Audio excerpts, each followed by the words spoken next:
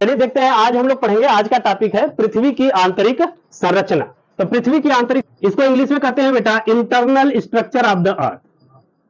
जैसा कि हम लोग टॉपिक के नाम से ही समझ पा रहे हैं कि जो आज का हमारा टॉपिक है वो टॉपिक है पृथ्वी के आंतरिक भाग का अध्ययन करना, है ना, जिसको ढेर सारे भूगर्भ शास्त्रियों ने अपने अलग अलग साक्ष्यों के माध्यम से जो है कि कई सारे साक्ष्य दिए और उन सभी साक्ष्यों के आधार पर उन्होंने पृथ्वी के अंदर क्या क्या है, कितनी परतें हैं, कौन सी परत में क्या विद्यमान है, किस परत की क्या विशेषता है, इन सभी के बारे में उन्होंने बताया है। कुछ साक्ष्य जो उसमें से प्रत्यक्ष थे और कुछ साक्ष्य क्या हुए थे, अप्रत्यक्ष साक्ष्य हुआ करते थे। तो उन्होंने उसमें देखा कि एक साक्ष्य का आधार माना तापमान के आधार पर। किसके आधार पर बेटा?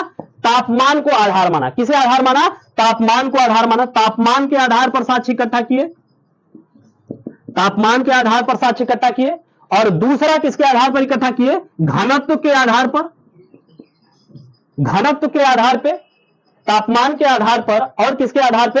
घनत्व के आधार पे साक्ष्य इकट्ठा करना स्टार्ट किया। और जैसे ही देखा उन्होंने कि कुछ गहराई पर जाने पर प्रेशर भी महसूस हो रहा था। उनको क्या महसूस हो रहा था? प्रेशर। तो दाबमान के आधार पर कुछ साक्ष्य इकट्ठा किए। किसके आधार पर? दाबमान, यानी कि दाब के आधार पर, है ना, या तो दाब के आधार पर, सीधे कह देंगे ऐसे, दाब के आधार पर।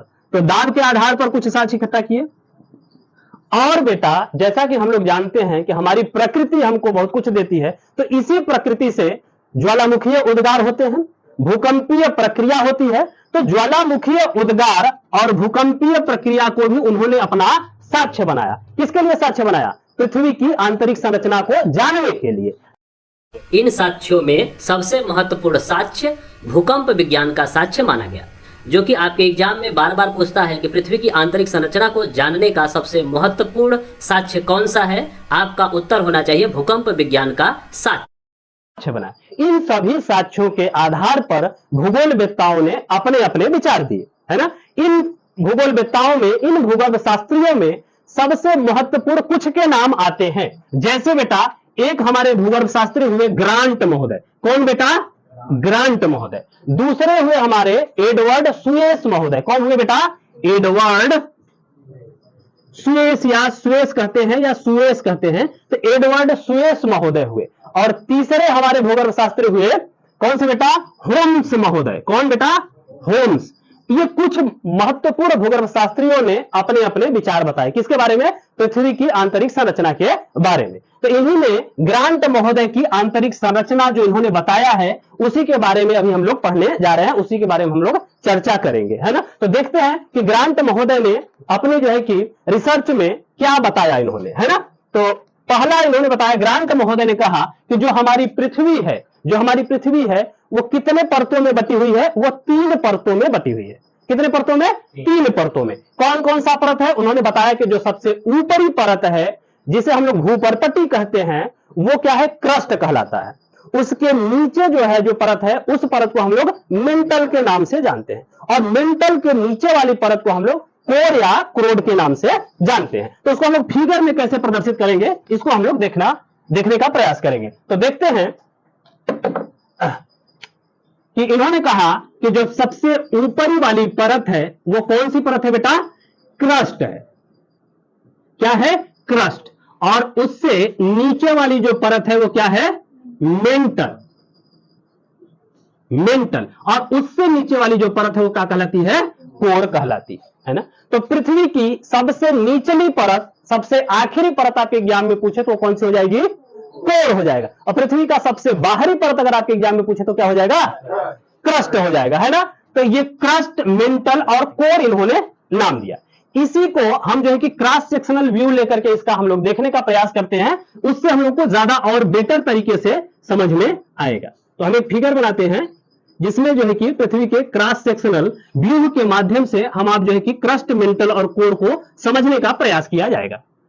इधर ये है बेटा हमारा ओशन। ओशन यानी कि महासागर। पृथ्वी, ये जो क्रस्ट है, ये पृथ्वी का ऊपरी परत है, सबसे ऊपरी परत जिसपे हम लोग अभी विद्यमान है, यही ऊपरी परत। इसी ऊपरी परत पे सागर भी है, महासागर भी है, पर्वत भी है, पहाड़ भी है, पठार भी है ना, ये सब विद्यमान है।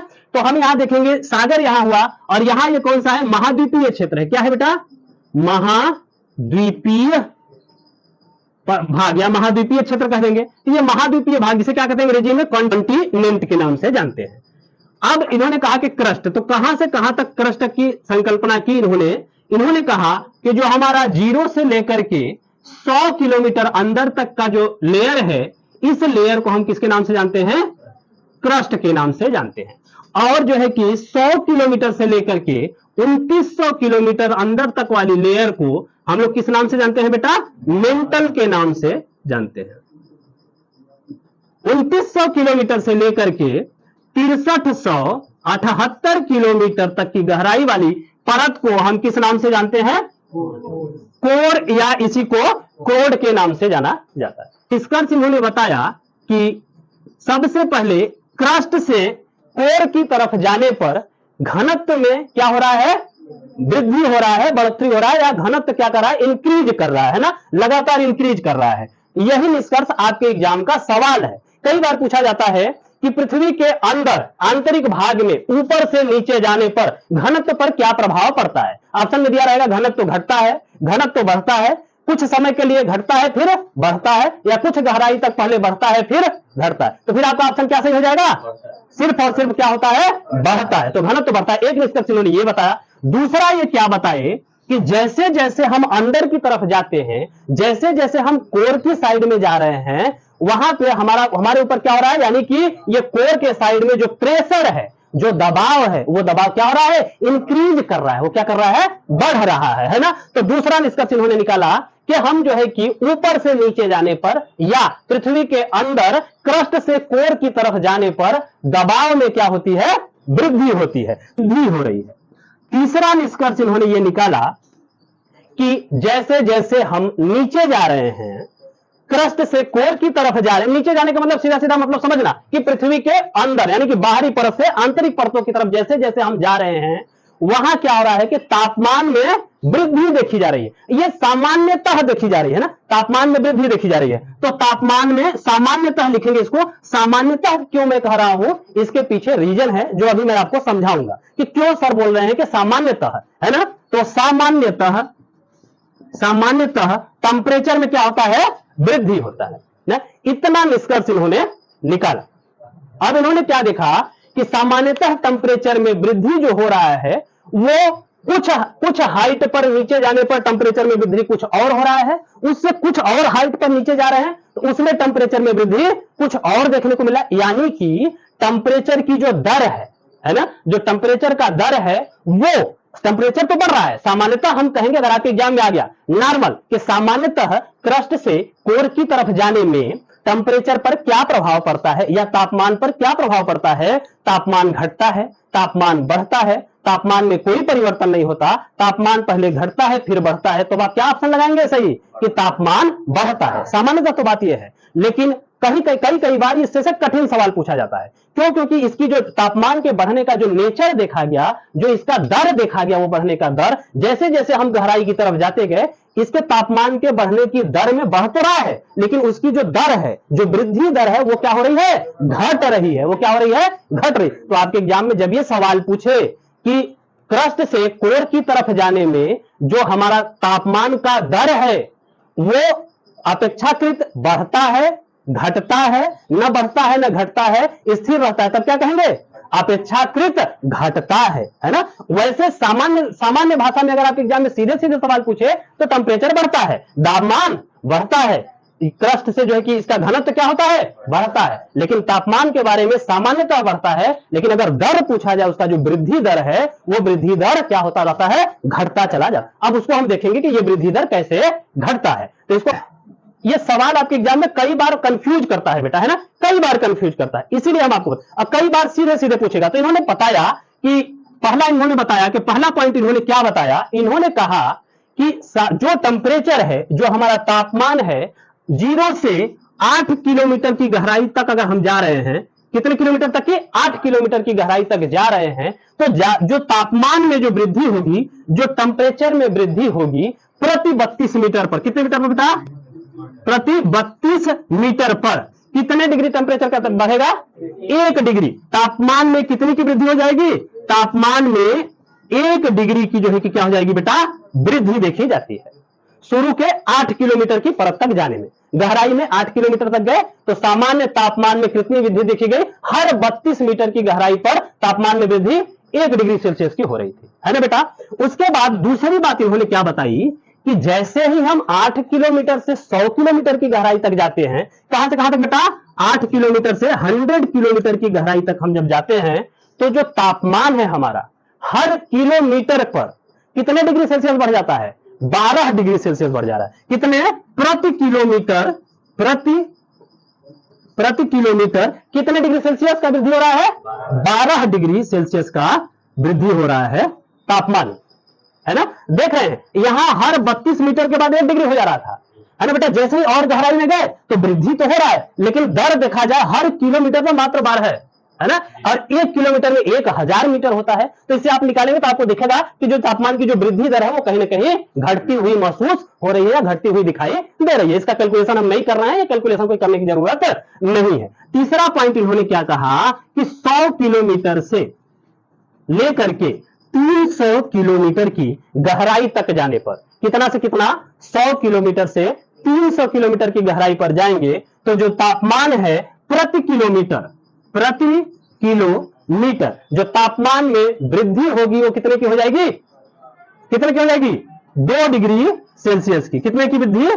2 डिग्री सेल्सियस की वृद्धि देखी गई। तो अब देखो यहां पे 100 किलोमीटर तक प्रति किलोमीटर में जो है कि 12 डिग्री सेल्सियस बढ़ रहा था। अब यहां वृद्धि तो हो रही है, देखो बेटा, वृद्धि यहां भी हो रही है, वृद्धि यहां भी हो रही है, वृद्धि यहां भी हो रही है। लेकिन क्या हो रहा है कि जैसे जैसे गहराई पर जा रहे हैं वृद्धि की दर कहीं ना कहीं कम होती जा रही है। तो यहां देखा गया कि 300 किलोमीटर तक गए तो वृद्धि दर क्या हो गई? प्रति किलोमीटर 2 डिग्री सेल्सियस की वृद्धि दर हमको जो है कि देखने को मिली। और नीचे चले जाने लगे, गहराई तो बहुत है, 6378 किलोमीटर जाना है ना बेटा।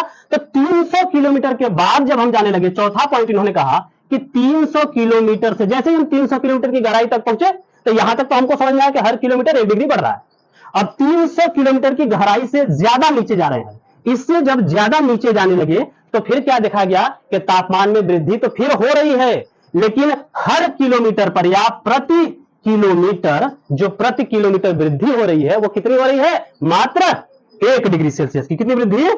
1 डिग्री सेल्सियस। तो हमने क्या देखा बेटा? निष्कर्ष, जैसा कि हमने पहले ही आपको बताया था कि आपके एग्जाम में इसी से संबंधित 2 तरीके का सवाल पूछता है कि एक कि सामान्यतः तापमान पर क्या प्रभाव पड़ता है, तो सामान्यतः तापमान ऊपर से नीचे जाने पर बढ़ता है ना।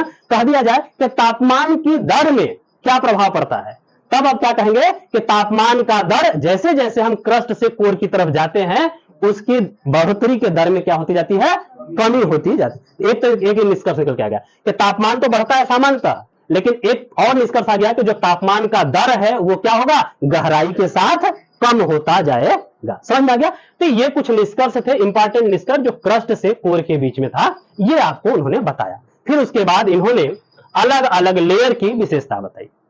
फिर इसमें अलग अलग हम लोग देखते हैं बेटा, इसके यहां एग्जाम में एक सवाल पूछा जाता है आपके एग्जाम में बार बार कि ये जो क्रस्ट है मेंटल है कोर है ना। तो भूगर्भ शास्त्रियों ने देखा कि क्रस्ट कुछ जैसे कहा हमने कि क्रस्ट यहां 0 से 100 किलोमीटर, तो यहां पे बताया इन्होंने कि जैसे ही 100 किलोमीटर या 70 किलोमीटर, मतलब एनसीईआरटी में तो ये दिया हुआ है कि पहाड़ियों क्षेत्रों में क्रस्ट की मोटाई 70 किलोमीटर के आसपास है ना बेटा।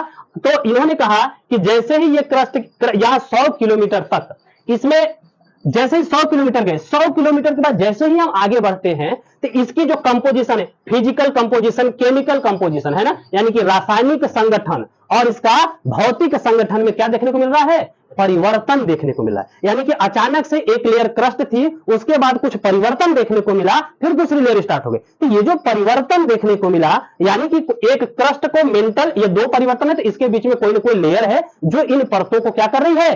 विभाजित कर रही है ना, या विभाजित कर रही है या जोड़ रही है, 2 बात कर सकते हैं। तो इन परतों के बीच में ये जो लेयर पाई गई, जहां से परतों का नेचर बदलने लगा, उनका स्वभाव बदलने लगा, है ना, केमिकल कंपोजिशन बदलने लगा, उनका भौतिक गुण बदलने लगा, रासायनिक गुण बदलने लगा, तो उसी जो है कि परत को जहां से बदला उसी को क्या कह दिया गया? डिसकंटिन्यूटी, असंबद्धता। हिंदी में क्या कहा गया?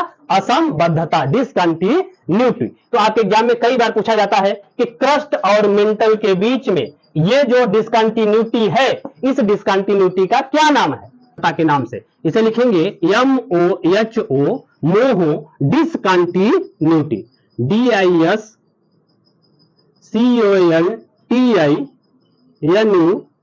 कंटिन्यूटी, डिसकंटिन्यूटी है, डिसकंटिन्यूटी, या इसी को मोहोरो क्यूबिक के नाम से जाना जाता है। किसके नाम से बेटा?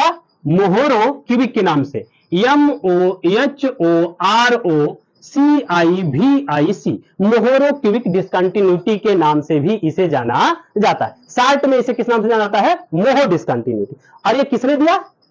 मोहो ने। तो जिस जो है कि भूवैज्ञानिक ने दिया, उन्हीं के नाम पर इस डिसकंटिन्यूटी का नाम रख दिया गया, तो इसका नाम हो गया। तो आपके एग्जाम में कई बार पूछा जाता है, क्रस्ट और मेंटल के बीच में जो असंबद्धता पाई जाती है, जो डिसकंटिन्यूटी पाई जाती है, उस डिसकंटिन्यूटी को क्या कहा जाता है? तो क्या कहा जाता है? मोहो या मोहोरो सिविक या मोहोरो क्यूबिक के नाम से ना, CIVIC, कोई सिविक कहता है, कोई क्यूबिक कहता है, तो मोहोरो क्यूबिक। भावनाओं को समझ के आप काम कर लीजिएगा। तो ये हो गया मोहो असंबद्धता। उसी तरीके से आया मेंटल और कोर। तो 2900 किलोमीटर तक गए, जैसे 2900 किलोमीटर के बाद गए तो देख रहे हैं फिर इसके जो है कि रासायनिक और भौतिक संगठन में क्या हो रहा है? परिवर्तन देखने को मिला है। अब यही जो रासायनिक और भौतिक संगठन में परिवर्तन देखने को मिला, वहां से एक जो है कि लाइन खींच दी गई, और उसी लाइन को क्या कह दिया गया? डिसकंटिन्यूटी। यानी कि कोई रासायनिक गुण कंटिन्यूअस अभी देखने को मिल रहा था, है ना बेटा, लेकिन अचानक से उस रासायनिक गुण में क्या आ गया?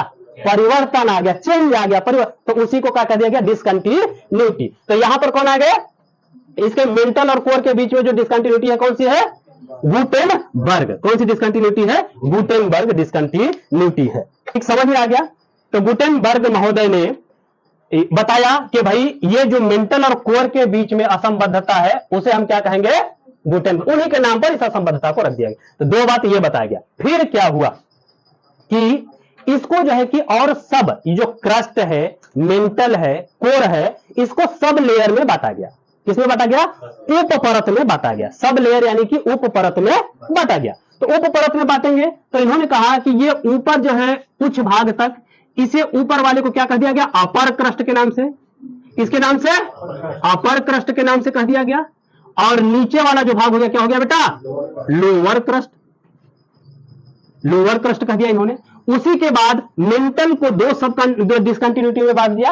ऊपर वाले को कह दिया गया अपर जो कि मेंटल, और नीचे वाले को कह दिया गया लोअर मेंटल। उसी तरीके से कोर को इन्होंने बांटा। कोर को दो सब डिसकंटिन्यूटी में बांट दिया, अपर क्रोड या कोर, एंड दैट इज नीचे वाला क्या कहलाया? Lower core or core. ये हो गया। अब बात आई कि जैसे इनके बीच में इसको बांटने का भी कोई रीजन रहा होगा, कोई कारण तो है ना? कहीं ना कोई कारण है, कहीं ना कहीं कोई ना कोई कारण हर चीज के पीछे छुपा रहता है। यहां भी कारण था। कारण क्या था कि देखा गया कि कुछ हाइट तक क्रस्ट में भी इसके रासायनिक और भौतिक गुणों में कुछ न कुछ परिवर्तन देखने को मिल रहा है। तो इसको जो है कि अपर क्रस्ट और लोअर क्रस्ट के बीच में एक और डिसकंटिन्यूटी ने जन्म लिया, एक और असंबद्धता ने जन्म लिया। और उस असंबद्धता के जन्मदाता किसे कहा गया? कोनराड या केनराड महोदय को। किसे कहा गया बेटा? कोनराड या केनराड महोदय। तो इनको कहा गया कोनराड या केनराड। इसको लिखा जाता है कोनराड डिसकंटिन्यूटी। तो अब कई बार आपके एग्जाम में पूछा जाता है। ये तो हो गया पहली बात, क्लियर रखना कि क्रस्ट, इसीलिए मैं अलग अलग धीरे धीरे बता रहा हूं आपको। क्रस्ट, मेंटल और कोर पहले डिसाइड हुआ। क्रस्ट और मेंटल के बीच में कौन सी डिसकंटिन्यूटी? मोहो डिसकंटिन्यूटी। मेंटल और कोर के बीच में गुटेनबर्ग डिसकंटिन्यूटी। और उसके बाद फिर अब हम डिस्क्राइब कर रहे हैं कि इनको फिर सब लेयर में बांटा गया। तो कोनराड महोदय ने अपर क्रस्ट और लोअर क्रस्ट के बीच में एक डिसकंटिन्यूटी और ला दी, और हमारी पढ़ाई को और आगे बढ़ाने, हमको और मेहनत करने को कह दिया। तो क्या कह दिया कि इसके बीच में अपर क्रस्ट और लोअर क्रस्ट के बीच में जो डिसकंटिन्यूटी है उसे क्या कहा जाएगा? कोनराड कहा जाएगा या केनराड के नाम से जाना जाएगा। उसी तरीके से यहां आए हमारे जो है कि upper mantle and lower mental. तो अपर मेंटल और लोअर मेंटल के बीच में भी एक डिसकंटिन्यूटी देखी गई। इस डिसकंटिन्यूटी को किसने जो है कि इजाद किया? रेपिटी महोदय ने। किसने? रेपिटी महोदय। और रेपिटी महोदय चूंकि उनका नाम था, इसलिए उनके नाम पर, अपने ही नाम पर उन्होंने उस डिसकंटिन्यूटी का नाम क्या रख दिया? रेपिटी रख दिया। तो इस कंटिन्यूटी को अपर मेंटल और लोअर मेंटल के बीच में कौन सी डिसकंटिन्यूटी हो गई? रेपिटी हो गई। अपर कोर और लोअर कोर की बात है। अपर कोर और लोअर कोर के बीच में भी एक डिसकंटिन्यूटी जनरेट की गई, और इसको किसने जनरेट किया? लेहमन महोदय ने। किसने बेटा? लेहमन महोदय ने जनरेट किया। और तो अपर कोर या क्रोड और लोअर क्रोड के बीच में जो डिसकंटिन्यूटी हुई उसे किस नाम से जाना गया? लेहमन के नाम से जाना गया। Lehmann discontinuity. तो ये तो हो गया डिसकंटिन्यूटी के बारे में बताया गया। और यही डिसकंटिन्यूटी याद करना बड़ा कठिन हो जाता है ना बेटा। और हर बार एग्जाम में अगर आप चाहे वो एसएससी का एग्जाम दे रहे हो चाहे कोई सा भी एग्जाम दे रहे हो, हर बार आपको अगर internal structure of the earth, पृथ्वी की आंतरिक संरचना के बारे में अगर कोई सवाल उठाने का प्रयास करेगा एग्जामिनर, तो वो सवाल सबसे पहला सवाल होता है यही डिसकंटिन्यूटी से, और यही पूछता है। और इसी में कई बार घुमा फिरा के पूछता है। क्या कहता है कि लोअर क्रस्ट और अपर मेंटल के बीच में कौन सी डिसकंटिन्यूटी है?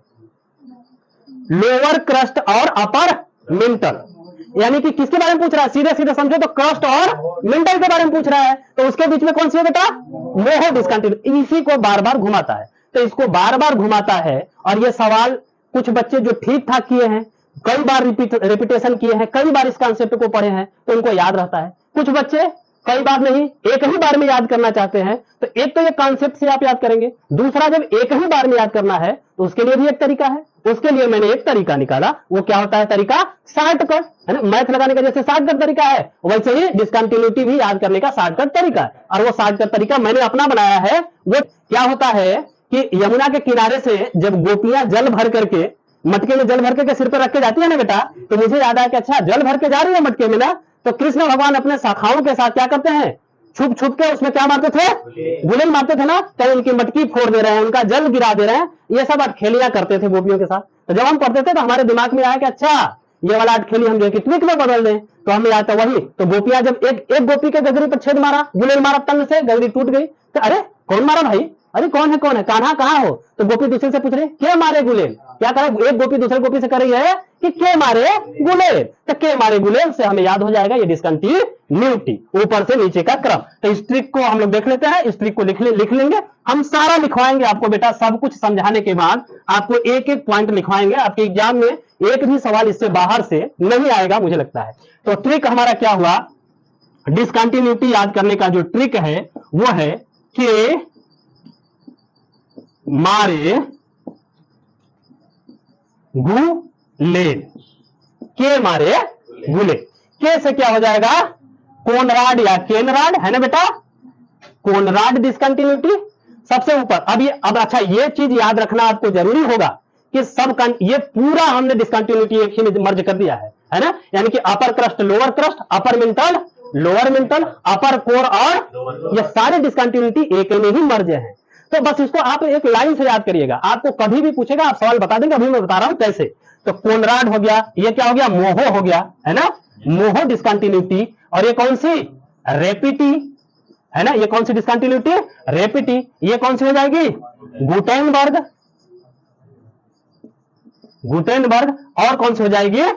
लेहमान या लेहमन या लेहमान, है ना। दोनों बात होती है। कहीं कोई लेहमान कहता है, कहीं कोई लेहमन कहता है। ये अब बताओ बेटा, ये एक लाइन से याद हो गया। अब आपसे एग्जाम में सीधे सीधे पूछे कि बताइए कि अपर क्रस्ट और लोअर क्रस्ट के बीच में, अपर क्रस्ट और लोअर क्रस्ट के बीच में केनराड हो जाएगा, है ना। कोर और मेंटल के बीच में मोहो डिसकंटिन्यूटी। कोर और मेंटल के बीच में, कोर और मेंटल के बीच में मोहो गुटेनबर्ग, है ना। लेहमन के ऊपर क्या है? गुटेनबर्ग है। तो ये याद करने का तरीका है। आप ऊपर से नीचे याद रखेंगे बस। अपर क्रस्ट लोअर क्रस्ट आपके माइंड में हमेशा ये होना चाहिए। ये वाली figure upper crust lower crust, upper mantle lower mantle, upper core और लोअर कोर, ये आपके दिमाग में होना चाहिए। ये ट्रिक है। इस ट्रिक से आप जो है कि ये सारी डिसकंटिन्यूटी याद कर लेंगे। ठीक। अब इन्होंने एक तो ये बताया, इन्होंने एक निष्कर्ष बताया था, है ना। और दूसरा इन्होंने बताया ये डिसकंटिन्यूटी जो अलग अलग भूगोलवेत्ताओं ने डिसकंटिन्यूटी को जनरेट किया, उन्होंने खोज की उसकी, और उन्हीं के नाम पर इस डिसकंटिन्यूटी का नाम रख दिया गया। इसके लिए एक और बात कर लेते हैं, क्रस्ट के बारे में थोड़ा सा जान लेते हैं। किसके बारे में बेटा? क्रस्ट के बारे में थोड़ा सा जानने का प्रयास करते हैं। तो क्रस्ट है, ये क्रस्ट हमारा नेचर में, स्वभाव में कैसा है? ब्रिटल है। कैसा है बेटा? ब्रिटल है। यानी कि ब्रिटल का मतलब भंगुर, इसे कहेंगे ना भंगुर ना, भंगुर है। स्वभाव में कैसा है? भंगुर है, यानी कि आसानी से टूट जाता है। एक बात कहा गया। दूसरा बात इसमें कहा गया कि ये जो क्रस्ट है, इस क्रस्ट पे महाद्वीपीय क्रस्ट विद्यमान है। कौन सा क्रस्ट? महाद्वीपीय क्रस्ट। या इसी को भूपर्पटी भी कहते हैं, या इसी को क्या कहते हैं, भूपर्पटी या महाद्वीपीय पर्पटी। या तो यहां पे भू नहीं लिखेंगे क्योंकि क्रस्ट, पूरे क्रस्ट को हम किसके नाम से जानते हैं, भूपर्पटी के नाम से। किसके नाम से, भूपर्पटी के नाम से जानते हैं ना बेटा। तो इसमें महाद्वीपीय पर्पटी आ जाएगा या महाद्वीपीय क्रस्ट, और दूसरा क्या है, महासागरीय क्रस्ट। दूसरा क्या है, महासागरीय क्रस्ट। तो ये महासागरीय क्रस्ट या महासागरीय पर्पटी है ना बेटा। तो इन्होंने कहा कि दो प्रकार की पाई, क्यों, क्योंकि हमारे यहाँ दो ही है बेटा। एक क्या है, जल है, और दूसरा क्या है, स्थल है ना। जल और स्थल या स्थल, समझ रहे हैं ना। तो इन्होंने क्या कहा कि ये जो महाद्वीपीय क्रस्ट है, इसकी जो मोटाई है, इसकी जो थिकनेस है, ये जो महाद्वीपीय क्रस्ट की थिकनेस है, वो देखो यहां जो महाद्वीपीय क्रस्ट है ना बेटा, यहां महाद्वीपीय क्रस्ट है, यहां की थिकनेस देखो, ये और ये देखो महासागर यहां है, ये महासागर है ना बेटा। और यहां देखो क्रस्ट की मोटाई, यहां देखो कम है। तो अब बताओ, इस फिगर से क्या देख के बता पा रहे हो कि महाद्वीपीय क्रस्ट की जो मोटाई होगी वो ज्यादा होगी कि महासागरीय क्रस्ट की ज्यादा होगी? किसकी ज्यादा होगी? महाद्वीपीय की। और फिगर में भी देख के मिला, ये इतना है और महासागर वाला इतना है। तो इन्होंने कहा कि जो महाद्वीपीय क्रस्ट है, इसकी जो थिकनेस है, इसकी जो थिकनेस है वो क्या है, ज्यादा है। क्या है बेटा, ज्यादा है। और जो इसकी जो थिकनेस ज्यादा है, तो कितनी ज्यादा है? इन्होंने कहा कि जो महाद्वीपीय क्रस्ट की औसत मोटाई है, क्या औसत मोटाई यानी कि एवरेज थिकनेस जो है वो कितनी है बेटा, 30 किलोमीटर है ना। और ये महाद्वीपीय की औसत मोटाई है। लेकिन इन्होंने यही बात फिर कहा कि कहीं कहीं बेटा यहां पे पर्वत है, कहीं पठार है ना, कहीं पहाड़ है। तो पर्वतीय क्षेत्रों में यानी कि हिमालयी क्षेत्रों में इन्होंने कहा कि हिमालयी क्षेत्रों में जो क्रस्ट है उसकी मोटाई कितने किलोमीटर तक वेरी कर जा रही है, 70 किलोमीटर तक। कितना किलोमीटर तक? 70 किलोमीटर तक। हिमालयी क्षेत्रों में हमारी जो क्रस्ट की मोटाई है वो 70 किलोमीटर तक वेरी करती है। इन्होंने ये बात कहा। और उसके बाद यही बात होगी कि महासागरीय क्रस्ट। तो महासागरीय क्रस्ट की जो मोटाई है, जो थिकनेस है, वो कितनी है बेटा? पहली बात तो क्या कि महासागरीय क्रस्ट की जो मोटाई है महाद्वीपीय क्रस्ट से क्या है, कम है कि ज्यादा है? कम है। तो पहली बात इन्होंने कहा कि ये जो थिकनेस है, थिकनेस किसके कंपैरिजन में, महाद्वीपीय क्रस्ट के कंपैरिजन में वो क्या है, कम है। थिकनेस क्या है, कम है ना, कम है। और इन्होंने कहा कि इसकी जो औसत थिकनेस है, एक तो हो गया कम है, किससे, महाद्वीपीय क्रस्ट से, इसकी मोटाई क्या है, कम है। और एक बात कहा कि महाद्वीपीय क्रस्ट की जो औसत मोटाई है कितनी है, 30 किलोमीटर है। और ये पहाड़ी क्षेत्रों में या हिमालयी क्षेत्रों में इसकी मोटाई 70 किलोमीटर तक वेरी करती है। और वही आ गया कि महाद्वीपीय क्रस्ट, जो महासागरीय क्रस्ट है, इसकी मोटाई कम है महाद्वीपीय से। और इसकी जो औसत मोटाई है, इन्होंने कहा कि जो इसकी औसत मोटाई है वो कितनी है बेटा, 5 किलोमीटर की है। समझ में आ गया एक बात, ये कॉन्सेप्ट। तो आपके एग्जाम में सीधा सवाल पूछता है कि महाद्वीपीय क्रस्ट की मोटाई महासागरीय क्रस्ट की मोटाई से ज्यादा है या कम है, ये कथन सत्य है असत्य है? अगर कथन कारण में दे दिया तब क्या कहेंगे, सुनना फिर से, महाद्वीपीय क्रस्ट की मोटाई महासागरीय क्रस्ट की मोटाई से ज्यादा है, ये कथन सत्य है या असत्य है? सत्य है ना। और आपके एग्जाम में सीधा पूछता है कि महाद्वीपीय क्रस्ट की औसत मोटाई कितनी है। आपके ऑप्शन में दिया रहेगा 30 किलोमीटर, 50 किलोमीटर, 70 किलोमीटर, 80 किलोमीटर। किसे लगाएंगे, 30 किलोमीटर। उसी तरीके से दूसरा सवाल आपके एग्जाम में जो बन सकता है वो बन सकता है कि महासागरीय क्रस्ट की मोटाई, औसत मोटाई कितनी है, 5 किलोमीटर। और यह बैरी, जैसे हमने कहा कि हिमालयी क्षेत्रों में या पर्वतीय क्षेत्रों में यह मोटाई बैरी करती है, 70 किलोमीटर तक हो सकती है। उसी तरीके से ओसेन के जो है कि स्थिति के आधार पर, है ना बेटा, महासागर की स्थिति के आधार पर इसकी मोटाई भी बैरी करती है। कितना बैरी करती है, 10 किलोमीटर तक। कितना बैरी कर जाती है बेटा, 10 किलोमीटर तक बैरी कर जाती है। समझ में आ गया। दूसरी इसकी सबसे प्रमुख विशेषता क्या है बेटा, बस उसको देखेंगे, उसके बाद हम आज की क्लास को यहीं पे क्लोज करेंगे, है ना। तो दूसरा इन्होंने क्या बताया कि अब हमें यह पता चल गया कि मोटाई महाद्वीपी की ज्यादा है, किससे, महासागरीय क्रस्ट से, है ना, मोटाई ज्यादा हो गया। तो अब यहां बात आया घनत्व का, बात आया क्या, घनत्व। हमने कहा ना कि कई आधार पर भूगोल शास्त्रियों ने जो है कि अपने अपने खोज किए थे, तो घनत्व के आधार पर भी तो कुछ बताएंगे ना। घनत्व के आधार पर ये बता रहे हैं कि जो महाद्वीपीय घनत्व है, महाद्वीपीय घनत्व, ये जो महाद्वीपीय घनत्व है, इसका घनत्व क्या होता है, कम होता है। इसका घनत्व क्या होता है, किसकी तुलना में, किसके घनत्व से, महासागरीय क्रस्ट के घनत्व से। तो है ना बेटा, ये समझा। अब ये कितना होता है, कई बार आपके एग्जाम में ये नहीं पूछाएगा, ये तो कॉन्सेप्ट हो गया, ये कई बार पूछा जाता है कितना। तो महाद्वीपीय जो घनत्व है, इसका जो औसत घनत्व है वो कितना है, 2.7 ग्राम पर सेंटीमीटर क्यूब, है ना। और महासागरीय घनत्व के बारे में बताया गया कि इसका जो घनत्व है, जो एनसीईआरटी में लिखा हुआ है, वो लिखा हुआ है 3 ग्राम पर सेंटीमीटर क्यूब। समझ आ गया। ये हो गया आपका पॉइंट, आपके एग्जाम में ये पूछा जाएगा कि महाद्वीपीय घनत्व का औसत घनत्व कितना होता है महाद्वीपीय क्रस्ट का, तो 2.7, और जो है कि महासागरी का कितना होता है 3 क्या ग्राम पर सेंटीमीटर क्यूब। ये बात हो गया। तो अब क्या कभी इसको सोचने का प्रयास किया, एक समझ में आता है कि अरे यार महाद्वीप है, यहां पे जो पर्वत पहाड़ पठार है, उसका घनत्व कम क्यों हो रहा है। तो घनत्व से आप क्या समझते हैं, कोई भी पदार्थ है, उस पदार्थ में विद्यमान कण जो आसपास कितने सघन है ना, उनकी सघनता को दर्शाता है ना बेटा। तो समझ में आता है कि अरे यार यहाँ पे पर्वत है, पहाड़ है, पठार है, भूमि है, उसके बाद भी ये जो महाद्वीपीय घनत्व है ये कम हो जा रहा है महासागरीय घनत्व से, ऐसा क्या कारण है। तो हम आपको बताते हैं कि इसका कारण देखिए बेटा, हम कहें कि सेम आकार का जो है कि महाद्वीप ले लें, है ना, यानी कि क्रस्ट ले लें, है ना, उसका टुकड़ा ले लें, तो सेम आकार का ले लें। हमारा वॉल्यूम की, आप घनत्व क्या कहते हैं, घनत्व को किससे डिनोट करते हैं, रो से। रो इक्वल टू क्या होता है, मास अपान वॉल्यूम, है ना बेटा, मास अपान वॉल्यूम होता है। तो हम देखेंगे कि समान मास का दो टुकड़ा ले लें, किसका किसका, एक महाद्वीपीय जो है कि क्रस्ट का टुकड़ा ले, और एक लिखे महासागरीय क्रस्ट का टुकड़ा ले लें। तो हमने ले लिया कि मान लीजिए ये कोई टुकड़ा है ना बेटा, इसकी लंबाई मान लेते हैं, इसकी लंबाई 10 सेंटीमीटर, इसकी ऊंचाई मान लेते हैं 5 सेंटीमीटर, है ना बेटा। और ये जो मोटाई है ना, ये मोटाई मान लेते हैं कि 3 मान लेते हैं, 3 सेंटीमीटर है। ये हो गया हमारा महाद्वीपीय, क्या हो गया ये महाद्वीपीय क्रस्ट। और दूसरा टुकड़ा सेम लंबाई और सेम चौड़ाई का ले, लेकिन जो है कि क्या, क्योंकि हम कह रहे हैं कि महाद्वीप है तो इसका मोटाई ज्यादा, पढ़े ना इसके पहले कॉन्सेप्ट में, पहला पॉइंट यही पढ़े कि इसकी मोटाई ज्यादा तो इसकी मोटाई ज्यादा, यानी कि सेम लंबाई और ऊंचाई का अगर टुकड़ा हम ले रहे हैं महासागरीय वाला, तो उसकी मोटाई क्या होगी, कम होगी, क्योंकि हमने निष्कर्ष में पढ़ा है कि महासागरीय क्रस्ट की मोटाई कम है as compared to what, as compared to महाद्वीपीय क्रस्ट। तो इतने ही लंबाई चौड़ाई का हम ले लें ये टुकड़ा, और इसकी ऊंचाई क्या कर दें हम बेटा, कम कर दें, है ना बेटा। दिख रहा है ना, इसकी ऊंचाई कम हो गई, थोड़ी कम हो गई। इसकी ऊंचाई हम मान लेते हैं 1 सेंटीमीटर, ये 10 सेंटीमीटर हो गया, ये 5 सेंटीमीटर। अब बताओ सॉलिड का वॉल्यूम निकालना है तो क्या निकालते हैं, हमने क्या कहा कि मास को कांस्टेंट कर दिया, क्या कर दिया बेटा, कांस्टेंट। अब किसके ऊपर डिपेंड करेगा, घनत्व, वॉल्यूम के ऊपर। सॉलिड का वॉल्यूम निकालने के लिए क्या करते हैं, लंबाई गुणे चौड़ाई गुणे ऊंचाई करते हैं ना बेटा। अब निकाल लो, इसकी लंबाई और चौड़ाई तो समान है, लंबाई और ऊंचाई सॉरी समान है ना बेटा।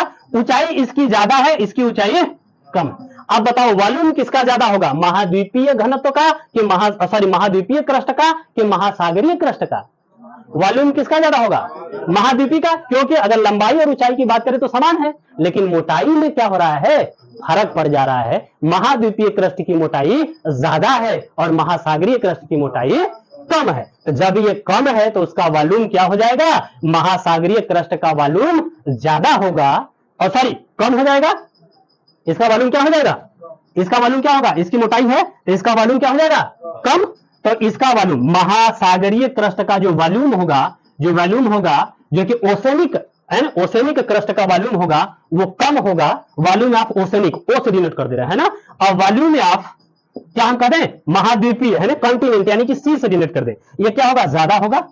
अब लगा लो, यहां रखेंगे मास कांस्टेंट है तो किसका घनत्व यहां पे ज्यादा आएगा बेटा, वॉल्यूम किसका कम, जिसका वॉल्यूम कम होगा उसका घनत्व ज्यादा आएगा। इसीलिए देखना यहां पे, इसीलिए ये कॉन्सेप्ट आता है कि महासागरीय क्रस्ट का जो घनत्व होता है वो क्या होता है, ज्यादा होता है। किसके कंपैरिजन में, महाद्वीपीय क्रस्ट के कंपैरिजन।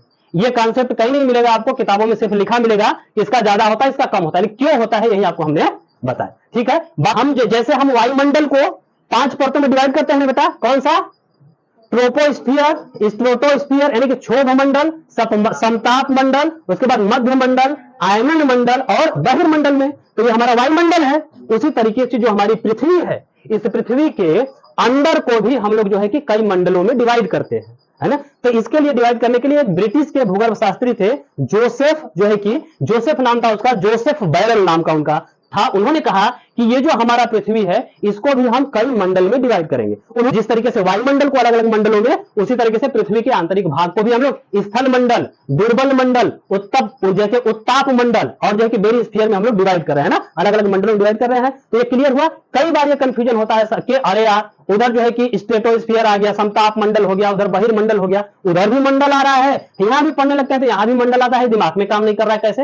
वो हम किसका जो है कि लेयर बाय लेयर डिवाइडेशन कर रहे हैं, वायुमंडल का डिवाइडेशन कर रहे हैं। और उसी तरीके से पृथ्वी के जो अंदर है यहां भी मंडल है और उस मंडल को हम लोग डिवाइड कर रहे हैं अलग अलग, है ना। तो जो हमारे दुर्बल मंडल है और इसी दुर्बल मंडल में मैग्मा चेंबर पाया जाता है। क्या पाया जाता है? मैग्मा, जहां से लावा का उद्गार होता है और लावा के उद्गार से हमारी जो, तो वो जब लावा उद्गार होगा तो हमने कहा इसी में दुर्बल मंडल है, आस्थेनोस्फीयर है। तो जहां वो मैग्मा गर्म होके जब प्रेशर जनरेट, ऊपर से प्रेशर आ रहा है तो जनरेट होगा, प्रेशर जनरेट होगा तो वो मैग्मा कहीं ना कहीं निकलने का प्रयास करेगा भाई। वो जब ऊपर उठेगा तो कहां उठेगा? तो हर आदमी कमजोर आदमी को सताता है। तब अब ये भैया अभी जो है कि ये दुर्बल मंडल वा, आस्थेनोस्फीयर वा, बेचारा कमजोर आदमी, तो अच्छा तो मिलना कमजोर, पाक उसको कैसे फाड़ के सीधे ऊपर, तो इसी को कहते हैं ज्वालामुखी उद्गार। ठीक है, आज के लिए इतना ही। बाकी बहुत सारी चीजें हैं बेटा इसमें पढ़ने के लिए, अगले क्लास में देखेंगे।